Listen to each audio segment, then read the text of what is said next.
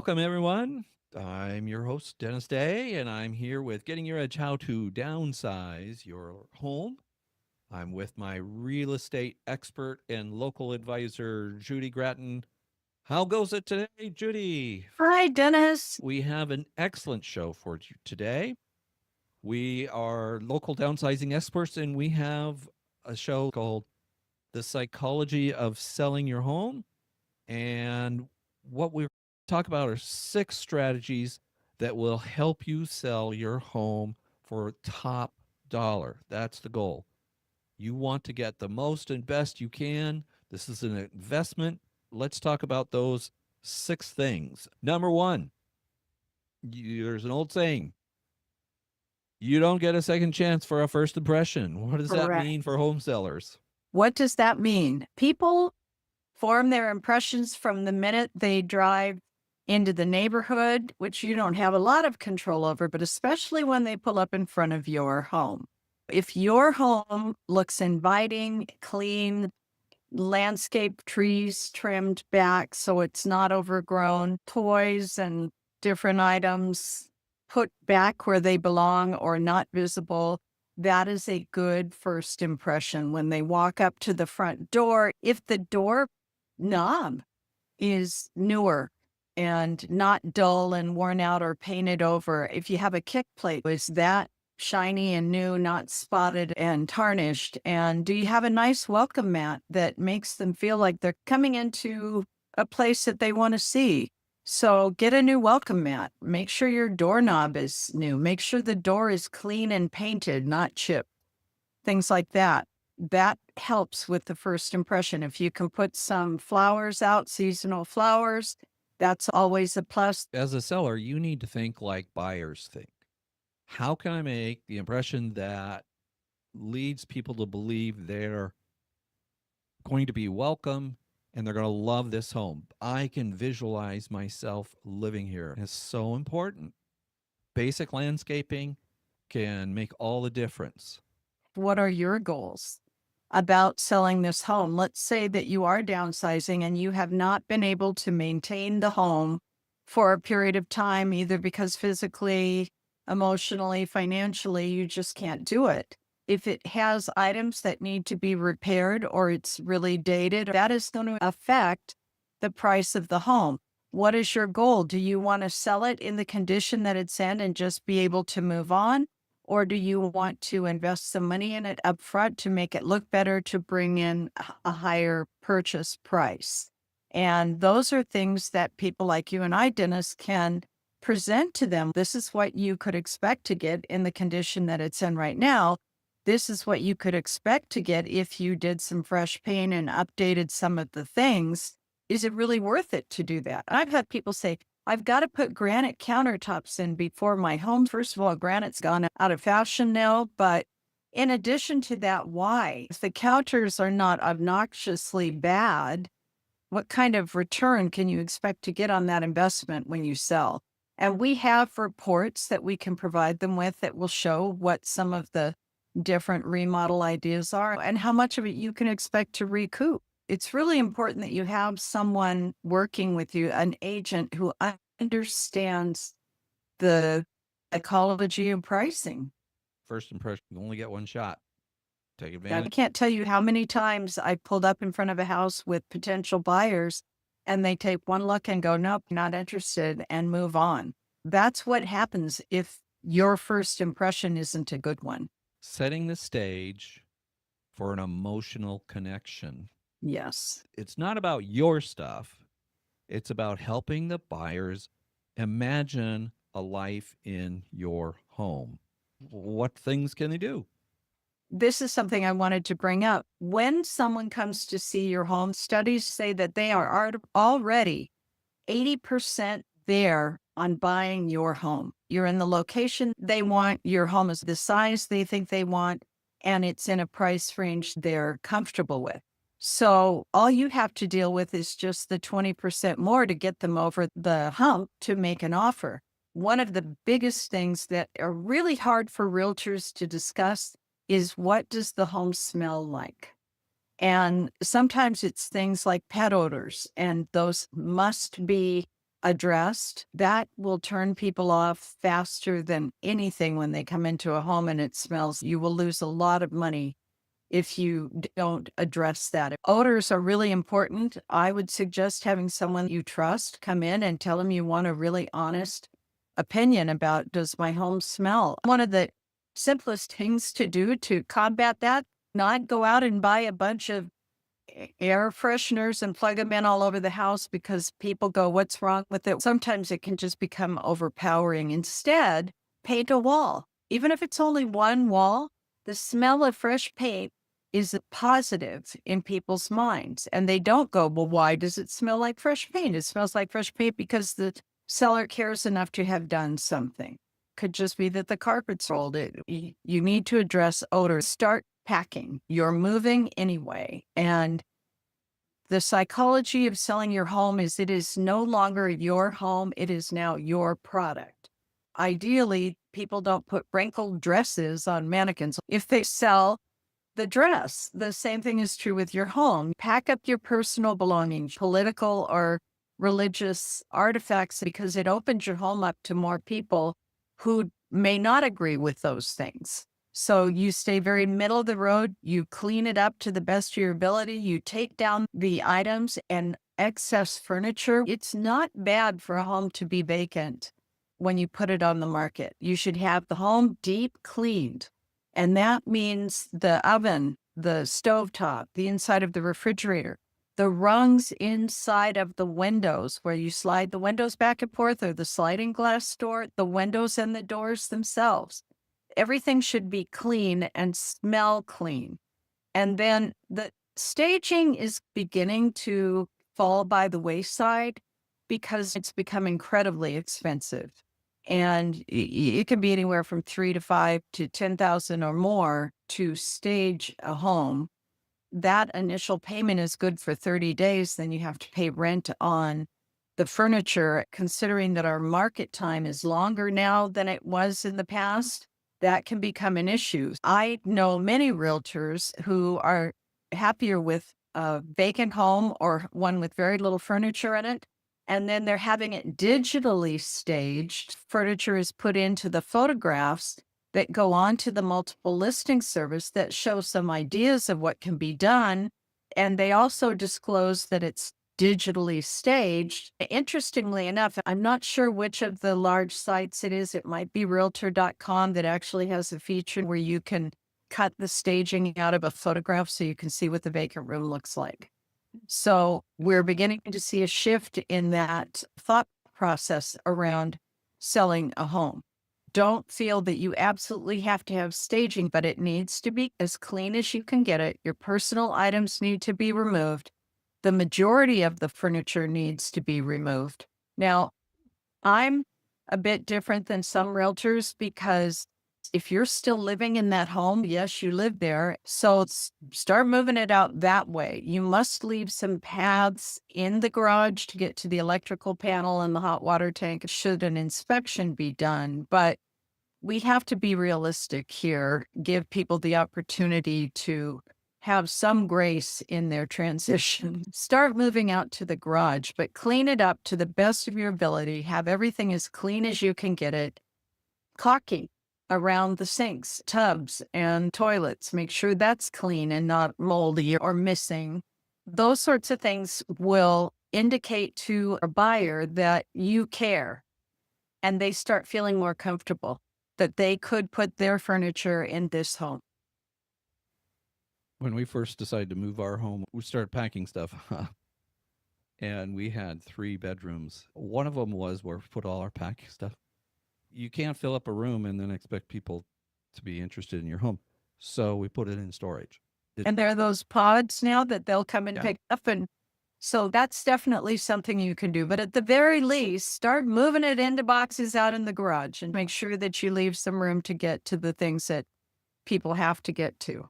Another factor in the psychology is you want to create the perception of scarcity and competition.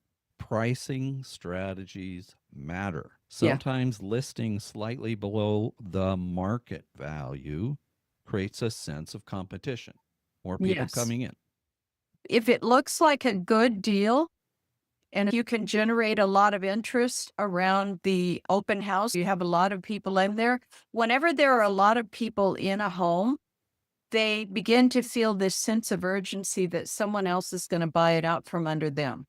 That psychology works in your favor as a seller because they'll be more anxious when they write that offer. The competition thing comes into play at that point. That is up to your realtor to help you develop that type of environment. And then the other one is turn on all the lights and open all the curtains. It is the kiss of death to walk into a cold home with all the curtains drawn. So they may live like that, but they don't necessarily want that. There's a perception of the effort versus reward.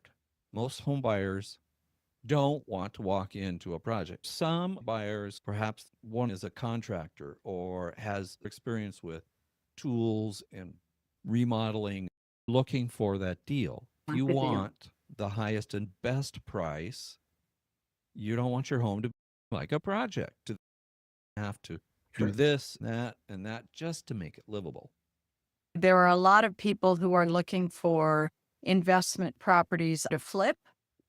They're looking for the lowest price and they don't care how much work goes into it. They're going to flip it and hopefully make a profit. So if your home is in need of repair, you're going to attract that. Or we have a lot of people who are looking for investment properties that then become an Airbnb or a rental property.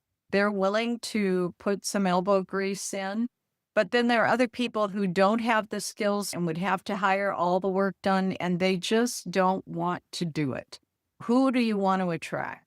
To have the home move-in ready. Paint colors is another huge thing. So if you're thinking of selling and you're really into a certain color, you may consider replacing things that are that color neutral. A light, not stark white, a nice quiet beige, soft gray, off-white sort of thing, cream colors.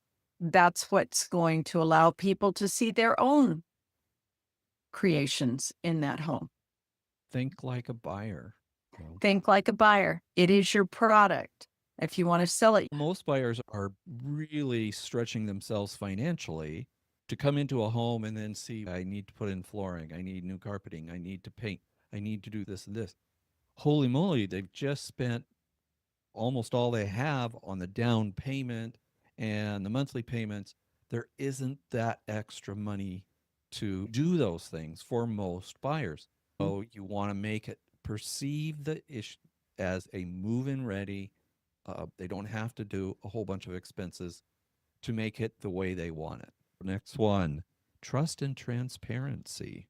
Trust is another big factor. Buyers pay more for what they confidently feel is a good home. yes. So with our sellers, we try and gather as much information as we can about the home, the age of the appliances, the age of the roof, what sorts of improvements have they done, when did they do them. I've had a made list of recent improvements in the last 5 years and what it costs, because if you've done them and you've maintained the house, that's showing the buyer that they can trust buying this home because you've taken care of it. The more information that you can provide and double check, the better they're going to feel about it. We have had sellers who go ahead and have an inspection done by an inspector, pay for it, and provide it to an interested buyer to review. There are some downsides to doing that because if the inspector does find something that needs to be repaired or replaced, I'm talking about structural and safety items, if they see that there's a problem, you now have knowledge of that. And there's this disclosure form that you have to fill out for the buyer. And you have to disclose that you know it. You can't lie because they could sue you. You have to fix it if you choose to, or you're probably going to have to adjust the price. And it could be the fact that there are rodents under the house. I do have exterminators. A lot of people don't. So they find out nasty things are going on under there. And that can be a very expensive repair.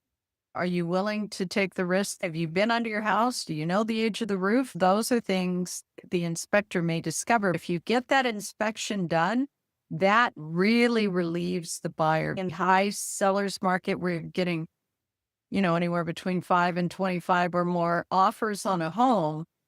The buyers would really like to do an inspection, but they know if they do, you may choose another offer. So they become very nervous, Mhm. even if you've done a really good job. So those are things that you need to have an informed realtor who can help you weigh and to make a decision about what direction you want to go in terms of how you build this confidence in your home. But there are a lot of things you can do. And the market has shifted. Years ago, when there was 2 weeks inventory, you could put up a house and people would waive everything, inspection, this, that, and buy it sight on scene from the internet. It's not that same market anymore. There's 3 months of inventory. You've got to present a good home and build trust because the competition is not as fierce right now. The power of storytelling. I This love in every home. There are ways that sellers can tell a story that makes buyers more interested and love the home. What do you think? This is one of my favorite things we do with the sellers. Frequently, it's kind of old school, but there's a thing called a home book that we can get from the title company that has demographics for the area and can tell you a lot about the home. We add to that a letter from the seller about why they bought it. Because I can't tell you how many people will go, why are they moving? And so the seller, if they'll write a letter, we put it in the front of that book. I even upload it to the listing. So if the agent for the buyer wants to pass that on to the buyer, they have some idea of who that person was living in that home and why they're leaving. It can be things like, I love my neighborhood. We have a great community here. We help each other. Our kids play together, whatever it is. I'm 5 minutes from Boulevard Park. I walk down there all the time. I go to the farmer's market in downtown. These are the favorite things I love about my home. And suddenly now there's a story around it. And if they have pictures of, let's say they're selling in late September and the flowers are gone from the spring and summer, maybe they have a beautiful garden. If we can put those pictures together and display those in the listing and in that home book, it shows people, it tells a story about that home and it suddenly becomes something special instead of just a building. They're buying more than just drywall and kitchen sink. They're buying a lifestyle. If you can tell And that and story, that emotional connection to that home is what we're trying to achieve. great. We've given you 6 takeaways that will improve bottom line. First impression creates anchor value. You drive up and say, nice yard, love it. The setting inside the home, does it smell neutral? Are the walls in neutral paint? Driving the scarcity, getting to the point where people think, oh, there's going to be competition for this. Pricing is super important. A move in ready home, not a project, is going to help sell that home. Building trust with all the disclosures, maybe a pre-inspection, making it look well maintained, and the story building of the lifestyle. Think like a buyer. Our psychology isn't about fooling people. It's about creating an environment that buyers will fall in love with. I've never really been into commercial real estate because there's no emotion in that. Whereas here, it's all about the people. It's always been about the people and how they feel. We have some incredibly great stories and some sad stories. It's always a new day in real estate. That wraps up today's session on getting your edge and 6 ways to get top dollar for your home. If you're considering selling, reach out to us. We can help you all 6 of these. Our information is free. Homes are not just brick and mortar, they're about a feeling, an emotional connection. Hit the like button if you enjoyed this information. Share this with a friend. If you are thinking about downsizing, reach out to us, and we are happy to give complimentary ideas on how to support your next transition in your home. Hope to talk to you soon. Thank you so much, local real estate expert Judy Gratton. I appreciate your time. You, Dennis. Bye. Thanks for watching.